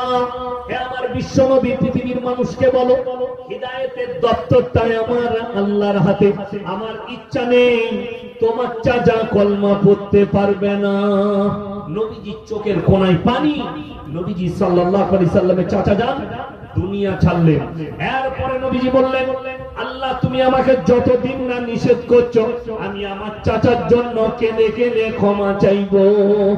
নবীজি কাঁদছেন, চাচার জন্য ক্ষমা চাইছেন আল্লাহর কাছে, আল্লাহ তুমি আমার চাচাকে ক্ষমা করে দাও। আল্লাহ ইয়া আমার হিতাকাঙ্ক্ষী চাচা। আল্লাহ রাব্বুল আলামিন জিবরিল আমিনকে পাঠালেন কোরআন নিয়ে, মা কানা লিন নাবিয়্যি ওয়াল্লাযীনা আমানু আন ইস্তাগফিরু লিল মুশরিকিন ওয়ালাউ কানু উলি কুরবা। এখানে আল্লাহ রাব্বুল আলামিন 2 দুজনকে নসিহত করলেন, দুজনকে নসিহত দিলেন। এক নম্বর নবী, দুই নম্বর হচ্ছে মুমিন। মা কানা লিন নবী, নবী এবং মুমিন তোমরা দুজন শুনে নাও, যারা মুশরিক বেঈমান কাফের হয়ে মারা গেছে তাদের জন্য দোয়া করতে পাবে না, যদিও তারা তোমাদের নিকটতম আত্মীয় হয়। নবীজির হাত নেমে গেল, চাচার জন্য দোয়া করতে পাইনি। তোমরা মুশরিক, তোমার যদি কাছের আত্মীয় হয়, নিজের আত্মীয় হয়, তাও তোমরা দোয়া করতে পাবে না। নবীজিকে দোয়া করতে নিষেধ করলেন আল্লাহর চাচার জন্য। আর তুমি কোন খেতের মুড়ি যে বিরিয়ানি পোলাও খেয়ে আর তুমি জিলাপি খেয়ে তুমি দোয়া করে জান্নাতে দিবে, তো তুই হুজুর আগে মার খাবে। ইয়াসিনের পিঠটা আগে ফাটাবে না? ফাটাবে না? ফাটাবে। কেন? এক নম্বর গেল। আপনারা বলুন, এখানে এমন কোন লোক আছে যে চোখের সামনে দেখতে পাচ্ছেন ছেলেটা পানিতে পড়ে গেছে, ডুবে মারা যাচ্ছে, আপনি দাঁড়িয়ে দেখবেন? কথা বলেন না? কেউ দেখবো না। বাপ যদি সাঁতার না জানে ঝাম মারবে, মারবে না? মারবে না। সাঁতার না জানলেও নিজের ছেলেকে ঝাম মেরে বাঁচাবে। পিতৃ স্নেহ, এটা মহাব্বত, ঝাঁপ দেবে। পৃথিবীতে এমন একজন পয়গম্বর যিনি নিজের চোখে লাইভ মৃত্যু দেখেছেন, নিজের সন্তান বসে বসে মৃত্যু দেখতে হয়েছে, দোয়া পর্যন্ত করতে পাইনি। তার নাম হচ্ছে হযরতে নূহ নবী। নৌকার উপরে তার সন্তান কিনান হাবুডুবু খাচ্ছে। কিনান যখন নূহ নবীর লাস্ট অনুরোধ করছে তার কওমকে, হে আমার সন্তান, হে আমার পরিজন, তোমাদের কাছে বিনীত অনুরোধ জানাচ্ছি, আমার আল্লাহকে বিশ্বাস করো। আপনারা জানেন গাছের উপাসনা, কবরের উপাসনা, পাথরের উপাসনা, ঠাকুরের উপাসনা শুরু হয়েছে নূহ নবীর জামানা থেকে, আজ থেকে 5000 বছর। নূহ নবীর জামানা থেকে শিরকের উৎপত্তি হয়েছে। হযরতে নূহ নবীর জামানা থেকে নূহ নবী অনুরোধ করলেন, আমার আল্লাহকে বিশ্বাস করো। তারা বলল, আমরা বাপ দাদার আমল থেকে ফিরতে পারবো না। ওই জায়গায় দাঁড়িয়ে থাকবো, আমাদের বাপ দাদারা এদের উপাসনা করেছে, আমরা কি করে তোমার কথা মানবো? তোমার আল্লাহকে বিশ্বাস করবে। তোমার আল্লাহ কি করবে? নূহ নবী বললেন, এমন মুষলধারার বৃষ্টি দেবে, এমন বন্যা আনবেন, প্রলয় ঘটিয়ে তোমাদিকে ধ্বংস করে দেবে। নূহ নবীর ছেলে কিনান বলছে, হে আমার আব্বাজান, তোমার আল্লাহ যদি বন্যা দেয়, এমন উঁচু জায়গায় চেপে যাব যেখানে তোমার আল্লাহর পানি পৌঁছাবে না। জোরে বলুন নাউজুবিল্লাহ। আল্লাহকে চ্যালেঞ্জ, যেমনি আল্লাহকে চ্যালেঞ্জ ছুড়েছে, আল্লাহ বললেন, হে আমার নূহ, এরপরে তুমি নৌকায় উঠে পড়বে। কি হবে? তুমি মজা দেখতে পাবে। আল্লাহ মশুল ধরার বৃষ্টি আরম্ভ করলেন। এত বৃষ্টি, এত বৃষ্টি। আমরা এখন শুনি মেঘ ভাঙা বৃষ্টির নাম শুনেছেন না? শুনেন? মেঘ ভাঙা বৃষ্টি এই বছরে কয়েক জায়গায় হয়েছে। মেঘ ভাঙা বৃষ্টি মানে ওই জায়গাটাকে সঙ্গে সঙ্গে ডুবিয়ে দেবে। আল্লাহ তাআলা নূহ নবীর জামানায় মেঘ ভাঙা বৃষ্টি দিয়েছিলেন, এবং একদিন নয়, কয়েক দিন এবং কয়েক রাত। সমুদ্রের পানিকে মুফাসসিরিনরা বলছেন, কেউ কেউ লিখেছেন 1250 ফুট উপরে তুলে দিয়েছিলেন। 1250 ফুট উপরে সমুদ্রের পানি, গোটা পৃথিবী ডুবেছিল। নূহ নবী নৌকার উপরে, তার সন্তান হাবুডুবু খেয়ে মারা যাচ্ছে। নূহ নবী হাত তুললেন আল্লাহর কাছে, লা আসিমা আল-ইয়াওমা মিন আমরিল্লাহ, আল্লাহ এটা আমার ওরসজাত পুত্র, তুমি একে রক্ষা করো। আল্লাহ ধমক দিলেন, লামিনাল খাসিরিন, যে আমাকে মানেনি, আমার নবীকে মানেনি, আমার দ্বীনকে মানেনি, তার জন্য তুমি আমার কাছে আবেদন নিবেদন করো না, তা না হলে তোমাকেও ক্ষতিগ্রস্তদের মধ্যে ফেলে দেব। নূহ নবীর হাত নেমে গেছে। আর আপনি কোন ক্ষেতের মূলি? আপনার ছেলে গাঁজার আসরে জীবন কাটাবে, মদের আসরে জীবন কাটাবে, গোটা সমাজ তাকে বেঈমান হিসাবে জানবে। আপনার ছেলে নাস্তিকতার উপরে জীবন কাটাবে, আর আপনি বলছেন মলবি দিয়ে দোয়া করিয়ে জান্নাতে পাঠাবে। আপনার বিবেককে জিজ্ঞেস করুন। আপনার ব্রেন বুদ্ধি খারাপ হয়ে গেছে যে আপনার ছেলে সারা জীবন পাপের সাগরে ডুবে থাকবে, আর আপনি নামাজি বলে আপনার ছেলে জান্নাতে যাবে। শুধু তাই নয়, এটা গেল 2 নম্বর, গেল 3 নম্বরটা শুনেলেন, তিনি হচ্ছেন লূত নবী। আল্লাহ কোরআনে একটা লাকির টেনেছেন। লাকিরটা কি? এমন লাকির টেনে দিয়েছেন, সেই লাকির আর ফিরবে না। আল্লাহর ওয়াদা মিথ্যা না সত্য? সত্য। ফিরবে না। লাকিরটা কি? দুজন নবী, নূহ নবী আর লূত নবী, এই দুজনের বিবিকে জাহান্নামে দেবে, তারা আটকাতে পারবে না। নবী হওয়ার পরেও, পয়গম্বর হওয়ার পরেও, এটা রাসূল আকরাম সাল্লাল্লাহু আলাইহি সাল্লামের কাছে আল্লাহ তাআলা আয়াতটা পাঠালেন, আল্লাহকে টেনে দিলেন, তোমার কওমকে বুঝিয়ে দাও, এটা তোমার কওমের নারীদের জন্য উদাহরণ দিচ্ছি, যারা মনে করে আমার স্বামী আলেম, আমার স্বামী পীর, আমার স্বামী মুহাদ্দিস, আমার স্বামী অমুক, আমার স্বামী হাজী, আমি যত রকমের পাপ করি, স্বামীর বদৌলতে জান্নাতে যাব, আমি পাপের সাগরে ডুবে থাকলে ওই নারীদের জন্য দৃষ্টান্ত, ওই মা বোনেদের জন্য দৃষ্টান্ত কোরআনে আছে। দারাবাল্লাহু মাসালান লিল্লাযীনা কাফারু ইমরাআতা নূহিন ওয়া ইমরাআতা লূত কানাতা তাহতা আবদাইন মিন ইবাদিনা সালিহাইন ফাকানাতাহুমা ফালাম ইউগনিয়া আনহুমা মিনাল্লাহি শাইয়্যা ওয়া কিলা দুখুলান নার মা'আদ দাখিলিন। আমার দুজন উলুল আযম নবী, হাবি পয়গম্বর নূহ নবী আর লূত নবী, দুজনের বিবিকে জাহান্নামে দেব, তারা আটকাতে পারবে না। নবী হওয়ার পরেও, পয়গম্বর হওয়ার পরেও চুপ করে নবীরা দাঁড়িয়ে থাকবে, তাদের বিবিরা জাহান্নামে যাবে। হে আমার মায়েরা, বোনেরা, তোমরা পাপের সাগরে ডুবে থাকবে, তোমরা জিনায় লিপ্ত হবে, তোমরা পরকীয়ায় লিপ্ত হবে, তোমরা বেপরদার মধ্যে থাকবে, তোমরা স্বামীর অবমাননা করবে, তোমার স্বামী তাহাজ্জুদ করে তোমাকে জান্নাতে নিয়ে যাবে। এই স্বপ্নটা তুমি মিটিয়ে দাও তোমার কাছ থেকে, আর পরিবর্তন আনো যে একমাত্র নিজের আমলের দ্বারাই তুমি জান্নাতে যাবে। এটা মাথায় রাখবে যে তুমি যদি মনে করো আমি কারোর আমলের দ্বারা জান্নাতে যাব, তাহলে নবীজির চাচা কলমা পড়ে নিতেন। তোমার যদি মনে হয় যে আমার দুয়ার দ্বারা জান্নাতে যাব, নূহ নবীর সন্তান বেঁচে যেত, লূত নবীর বিবিকে জাহান্নামে আল্লাহ ঘোষণা করতেন না, নূহ নবীর বিবি জাহান্নামে যেত না। কেন? তারা অবজ্ঞা করেছে স্বামীকে। দুটো পাপ করেছে দুজনের বিবি, একটা পাপ নয়, দু রকমের পাপ করেছে। এক হচ্ছে আল্লাহকে অবিশ্বাস, দ্বিতীয় নম্বর হচ্ছে স্বামীকে অবিশ্বাস এবং স্বামীর অবমাননা। এই দুটো মারাত্মক পাপ। বেশিরভাগ নারী জাহান্নামে যাবে দুটো কারণে। নাম্বার 1 হচ্ছে স্বামীর অবমাননা, স্বামীর সঙ্গে খারাপ ব্যবহার। নাম্বার 2 পরের গীবত আর চুগলি করার কারণে। মায়েরা খুব কান খুলে শুনবে, সাবধান হন, নিজেদিকে বাঁচান পাপ থেকে। পাপের সাগরে ডুবে আছে। আজকে তো আমাদের সমাজ চলছে হাদিসুন নিসা। কিসে চলছে? হাদিসুন নিসা। আমাদের সমাজ চলছে, আপনি জিজ্ঞেস করুন আমাদের সমাজে নামাজ নিয়ে মারামারি নেই। মারামারি আছে? কথা বলেন যে কেন এই লোকটা নামাজ পড়ে না, এই নিয়ে মারামারি হয়েছে কোনো গ্রামে? হয়নি। মারামারি কি? যেগুলো ইসলামে কোনো আহমিয়ত নেই আছে না? কথা বলেন। যদি কেউ মুসলমানি দেয় ছেলে, সে যদি খানা না করে তা গুনার কাজ করবে? কথা বলে না? এটা ইসলামের কোনো ফ্যাক্ট নয়, কিন্তু আমাদের দেশের লোক এটা নিয়ে মারামারি করবে। কারা? যাদের পেটে ভাঁটা পড়ছে, খেতে পাবে না তারা। বিয়েতে গান বাজনা করতে হবে। আপনাদের দেশে এখন কি হয় জানি না, আমাদের বর্ধমানে যাদের পয়সা হয়ে গেছে তারা একটু ফাংশন করছে, গান বাজনা করছে, হ্যাঁ, লোটো গান করছে, বুগি বুগি ডান্স করছে, ব্যাটার বিয়েতে, বিটির বিয়েতে। এটা মুসলমানের কাজ। আপনাদের এখানে গান বাজনা তো বিয়েতে হয়? আচ্ছা ঠিক আছে, ডান্স করবেন, আন্ডারগ্রাউন্ড। একটা জিনিস ভেবেছে, ডিজে ভাড়া করে 5000 টাকা, ডিজে 3 দিন বাজবে, ঘরেতে গান বাজবে, 5000 টাকা ভাড়া নিবে, আপনার গায়ে লাগে না। কিন্তু ইমাম সাহেবকে 1000 টাকা দিয়ে পড়ানি দিতে গেলে আপনি চায়ের দোকানের সমালোচনা করেন, আপনার লজ্জা শরম বলে কিছু আছে? আমি খুব দুঃখের সঙ্গে বলছি, আর এটা আমি কেন বুক ফুলিয়ে বলছি, ইমাম সাহেবরা বলতে পারবে না। ইমাম সাহেব যদি জুম্মায় দাঁড়িয়ে এটা বলে দেয় সকালবেলায় চাকরি শেষ, আমার চাকরি যাবার ভয় আছে। এগুলো যদি কমিটির লোক এসে বলে হুজুর এত কড়া বয়ান করবে না, গাড়ি রেডি আছে, তুই বুঝে দিকে আমি পালাচ্ছি, আবার মহেশপুরে আসবো 7ই ফাল্গুন, আবার দিয়ে যাবো এই ডোজগুলি, চিন্তা নেই।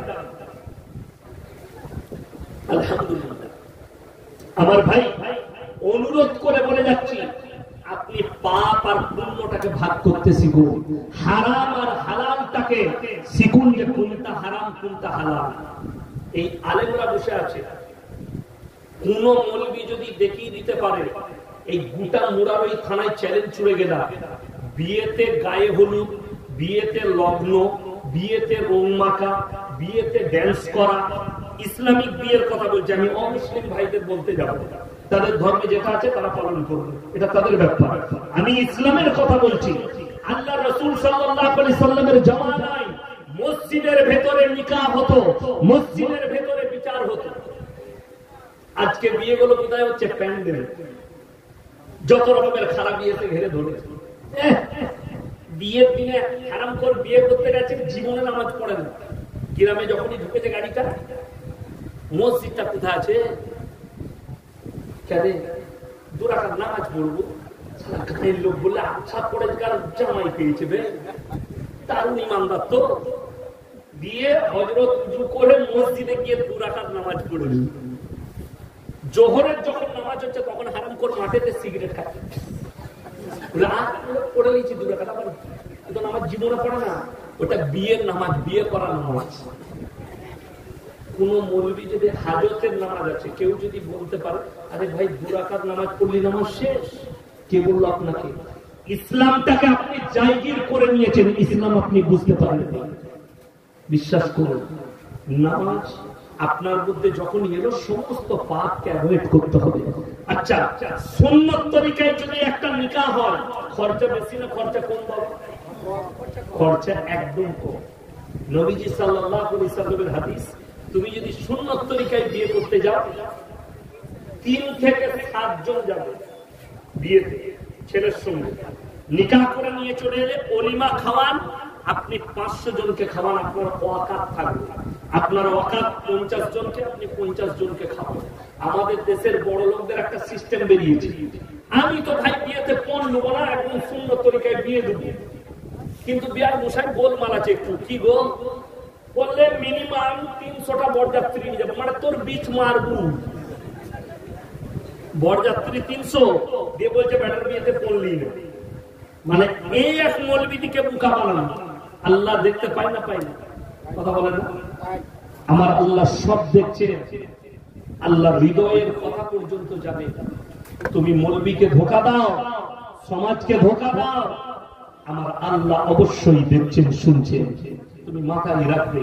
ওই জন্য আজকে সমাজের এই অবস্থা হওয়ার মূল কারণ যেখানটায়, সেইখানটা হচ্ছে উলামা থেকে সমাজ বিচ্ছিন্ন হওয়া, কোরআন থেকে আপনার সম্পর্ক বিচ্ছিন্ন হওয়া, নামাজ থেকে আপনার সম্পর্ক বিচ্ছিন্ন হওয়া, নামাজ আপনার বাড়ি থেকে উঠে যাওয়া, আপনার বাড়িতে টিভি আর গান বাজনা চালু হওয়া, বাড়িতে কোরআনের তেলাওয়াত না থাকা, আপনার মধ্যে কোরআনের তেলাওয়াত না থাকা, আপনার মধ্যে নামাজ না থাকা, আপনার বাড়িতে তাকওয়া না থাকা, আপনার বাড়িতে পরেজগারি না থাকা, আপনার পরিবারে পর্দা না থাকা।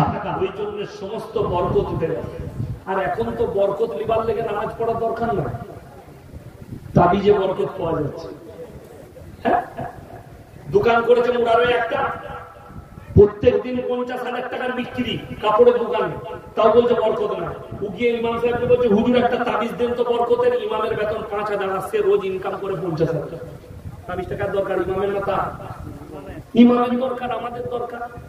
আমার বেতন 10-11,000 আমার আব্বার মাদ্রাসা।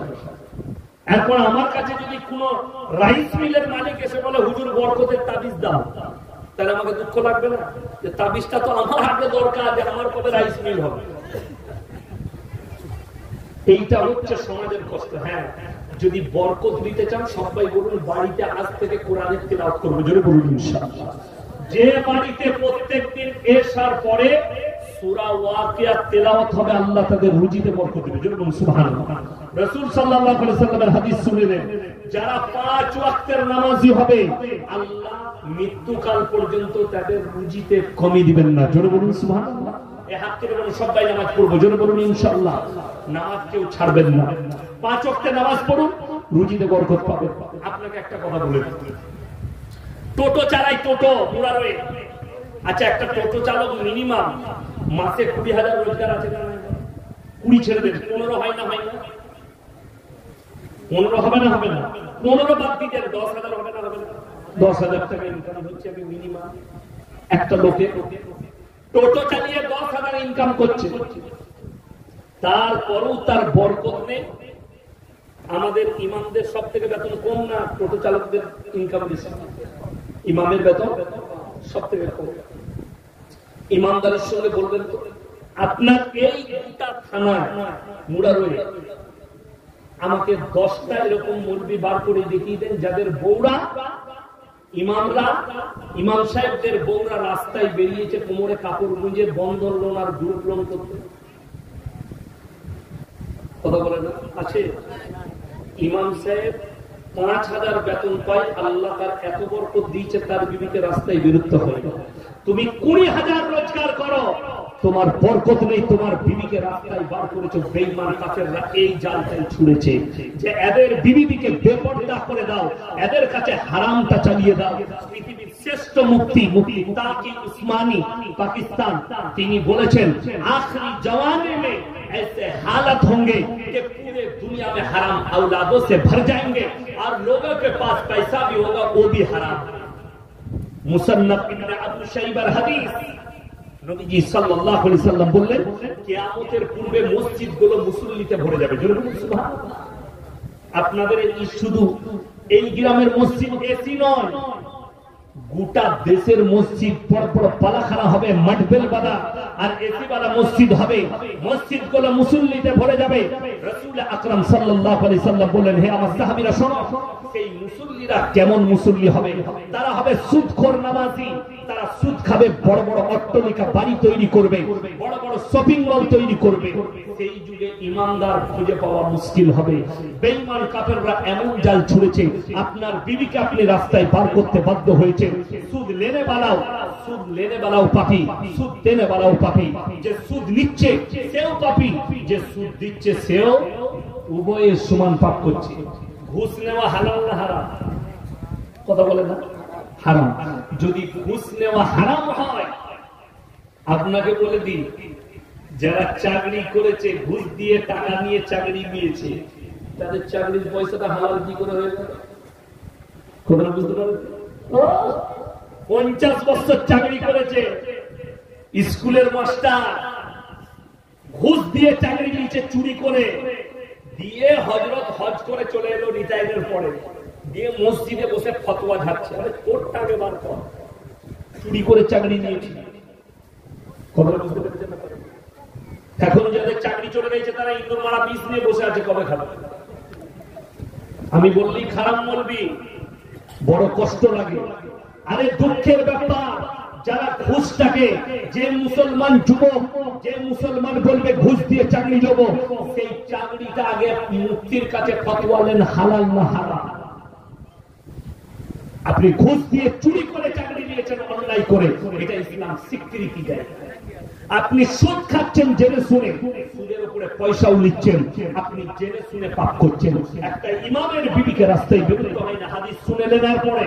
যারা আল্লাহর রাস্তায় থাকবে, নবীজি বললেন, যারা দ্বীনের পথে থাকবে, আল্লাহ মৃত্যুকাল পর্যন্ত ইজ্জতের রুজি দান করবেন। জোরে বলুন সুবহানাল্লাহ। সকালবেলা ইমাম সাহেবের খাবারটা মসজিদে পৌঁছায় না? কথা বলেন। গোটা গ্রামে যদি কি হয়, কার পূজারি হয়ে যায় গ্রামে, পুলিশ যদি চলে আসে 144 ধারা গাড়ি, কিন্তু প্রশাসন বাবুরাও বলবে, যদি বলেন স্যার এটা আমাদের মসজিদের ইমাম আছে, ওনাকে খাবার দিতে যাচ্ছে, আপনার জন্য ছাড় আছে। ঠিক বললাম না ভুল বললাম? কেউ বেরোতে পারবে না, কিন্তু ইমামের খাবার ছাড় আছে। দস্তরখানে আল্লাহ তাআলা হালাল খাবার পৌঁছে দেবে, ইজ্জতের রুজি পৌঁছাবে। আমি বলছি আপনি নামাজি হন, আল্লাহর উপরে ভরসা করেন। ইজ্জতের রুজি আর হালাল রুজি আর বরকত মানে এটা নয় যে রোজ দেশি মুরগি খাবে। আমাদের দেশের সব থেকে বড় লোক হচ্ছে মুকেশ আম্বানি। সে কি সোনার মুরগি খায়? তো দেখি খায়। সোনার মুরগি খাওয়া যাবে? ওটা আলমারিতে রাখা যায়, খাওয়া যায় না। আপনি যে দেশি মুরগিটা খাচ্ছেন, আমাদেরকে আজকে দেশি মুরগি দিয়েছিল, যদিও আমি খাই না। দেশি মুরগি আপনি যেটা খাচ্ছেন ওটাও আমরা পাই না। আমি বোম্বেতে গিয়েছিলাম, একজন দাওয়াত দিল, বললে হুজুর আপনার লেগে দেশি মুরগি। এখানেও দেশি মুরগি পাওয়া যায় না, খাবো বিদেশে। তো যখন খেতে বসলাম, এই এত বড় বড় রান, আমরা এটা কে বলে দেশি? এটা পাটনায় মুরগি। দেশি তো গ্রামে, আপনার বাড়িতে ন্যাচারালি যেটা চাষ করেছেন এই মুরগিটা, এই মুরগিটা ওদের কপালে জুটেন, আপনার কপালে জুটছে, ছেড়ে দেন। আপনি সাত ভাত খাবেন, কিন্তু যদি দস্তরখানে খেতে পান, আপনি যদি বিবির সাথে রাতের বেলায় এশার নামাজ পড়ে এক দস্তরখানে শুধু ডাল আর ভাত খান, ডাল আর আলু সানা আর ভাত খান, আর বিবির গলায় ফজর পর্যন্ত হাত রেখে ঘুমাতে পান, ফজরের সময় সিজদায় পড়ে আল্লাহর কাছে কাঁদুন, আল্লাহ তোমার শুকর আদায় করছি, তুমি আমাকে সুখী করেছো, আমার বিবির সঙ্গে আমি সুখে আছি। আর আপনারা আমাদের যুবকরা যেটাকে সুখ মনে করছেন, কলকাতার টাউনে বাস করবে, বিরাট ব্যাপার, রাত দুটোই মদ খেয়ে ঢুকে এরকম ঘরে সুপা আছে, আন্ডারগ্রাউন্ড করে সুপাইছি, আর বউ শুয়ে আছে কুকুরের।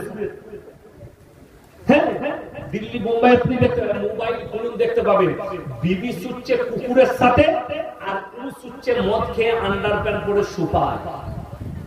আর আপনি যদি বিবির গলায় হাত রেখে ঘুমান, মাঝে মাঝে রাত্রে যখন ঘুমটা ভেঙে যাবে, বিবির কপালে চুম্বন করবে, বিবি আপনার মাথায় হাত বুলাবে, নেকি পাবে। সুবহানাল্লাহ। আজকে মুসলমানের কাছে হারাম জিনিসগুলো হালাল হয়ে যাবে। আপনাদেরকে বুঝিয়ে দিই যে ইয়াসিন কেন বলল যে হারাম আওলাদে ভরে যাবে। আপনার হয়তো একটু ব্যথা হবে, আপনার রাগ হবে যে কিভাবে হারাম আওলাদ ভরে যাবে। আমরা তো নিকাহ করছি, আমরা বিবাহ করছি, অবাক হবেন শুনে যে হারাম আওলাদ গুলো কিভাবে প্রমোট পাবে। আজকে আমাকে দেখতে পাচ্ছেন, আমাকে যদি জিজ্ঞেস করেন, ইনি যদি জিজ্ঞেস করেন ইয়াসিন ভাই আপনি কে, আমি আমার বাপের নাম বলবো না, মায়ের কথা বলে না, বাপের মায়ের বলবো না, বাপের আমি বলবো আমি মৌলানা শওকত আলী মাজাহিরি ছেলে। আপনাদেরকে যদি কেউকে আমি সভাপতি সাহেবকে যদি জিজ্ঞেস করি আপনি কে, তো উনি বাপের নাম বলবেন না মেয়ে। যদি বাবা মারা যায় তাও সে বলবে আমি মৃত অমুকের ছেলে। আপনাদের এখানে ছাগল আছে না? আমি তো দেখলাম গাদা আছে রাস্তায়, দেখলাম ছাগলের ছানা বলে, পাটার ছানা বলেন না ছাগলের, গায়ের বাচ্চা বলে, ষাঁড়ের বাচ্চা বলেন না, গায়ের বাচ্চা বলে। খুব দুঃখের সঙ্গে বলছি, আল্লাহ তাআলা ইনসানের যে পরিচয় ঘটিয়েছেন ওটা বাপের দ্বারা, আর জানোয়ারের পরিচয় ঘটিয়েছেন মায়ের দ্বারা। একটা ছাগল মাঠে যাবে, 5টা পাঁঠা মিলামিশা করবে, আর বীর্যের দ্বারা বাচ্চা হয়েছে, এটা আমার আল্লাহ ছাড়া কেউ জানে না। একটা গরু মাঠে যাবে চড়তে, 5টা ষাঁড় মিলামিশা করতে পারে, আর বীর্যের দ্বারা বাচ্চা হয়েছে, এটা আমার আল্লাহ ছাড়া কেউ জানে না। ওই জন্য জানোয়ারের পরিচয় হচ্ছে মায়ের দ্বারা, আর ইনসানের পরিচয় হচ্ছে বাপের দ্বারা। হে আমার যুবকরা, যাদের কাছে গুগল আর ইউটিউব আছে, ফেসবুক আছে, খুলো। আমেরিকা, লন্ডন, জাপান, জার্মান, উত্তর কোরিয়া, দক্ষিণ কোরিয়া, চাইনা, ব্রাজিল, অস্ট্রেলিয়া, স্পেন, যতগুলো বেঈমান কাফিরের দেশ আছে, তারা তাদের পার্লামেন্টে পাস করিয়েছে, এরপর থেকে কোনো বাচ্চা যদি কোনো ছেলে চায় সে মায়ের পরিচয়েও বাঁচতে পারবে, তাদের মধ্যে আর জানোয়ারের মধ্যে কোনো ফারাক থাকবে না। শুনে নেন, ইমাম আবু হানিফা রাহিমাহুল্লাহর কাছে একদল মহিলা পর্দায় দাঁড়ালেন। হ্যাঁ ইমাম, আপনি তো বহু মাসলা বলছেন, বহু মাসলা সলভ করছেন, আমাদের একটা উত্তর দেন। কি উত্তর? একটা পুরুষ 4টা বিয়ে করতে পারবে, একজন মহিলা কেন 4টা পুরুষ রাখতে পারবে না? প্রশ্নটা কঠিন না সহজ? আজকের যুগে সহজ, কিন্তু সেই যুগে কঠিন ছিল। কেন? সেইটা টেকনোলজির যুগ ছিল, সায়েন্সের যুগ ছিল না। আজকের যুগটা সায়েন্স আর টেকনোলজির যুগ, সেই যুগটা ওটা ছিল না। ইমাম আবু হানিফা রাহিমাহুল্লাহ বলেন সকালে আসো তোমরা, এখন বলতে পারবো না।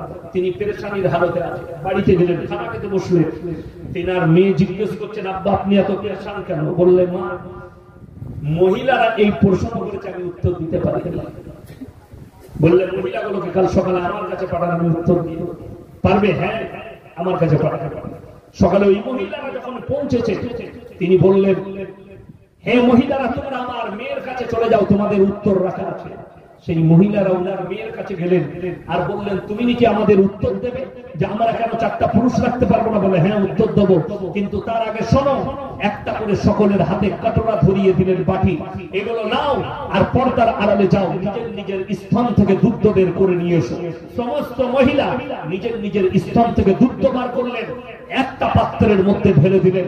এরপরে ইমাম আবু হানিফা রাহিমাহুল্লাহর মেয়ে বললেন নিজের নিজের দুধ করে তোমরা তুলে নাও। তখন তারা বললে এ পাগল মেয়ে, এগুলো মিশে গেছে, এগুলো কি করে বার করবো? বলে শোনো, এই যে হে মহিলারা, তোমরা এমন একটা পাগলের মতো প্রশ্ন করেছো, যেমন এই দুধগুলো আর ভাগ করা যাবে না কার কোনটা দুধ, ওই রকম যদি তোমরা চারটা পুরুষ রাখতে চাও, চারজন মিলামিশা করলে কার বীর্যের দ্বারা বাচ্চা হয়েছে এটা বোঝা যাবে না। ওই জন্য ইসলামী শরীয়তে, ইসলামে বাপের দ্বারা পরিচয় দেওয়া হয়েছে পুত্রের, এবং সন্তানের পরিচয় বাপের দ্বারা, আর জানোয়ারের পরিচয় দেওয়া হয়েছে মায়ের দ্বারা। জোরে বলুন সুবহানাল্লাহ। ভেবে দেখুন, বেঈমান কাফের। আপনারা অনেকে জানেন, আমাদের ছোটবেলায় বাচ্চারা ইয়ার্কি মারতো, কি বলে, তোর বাপের বিয়ে দেখেছিস? বলতো না, বলতো না?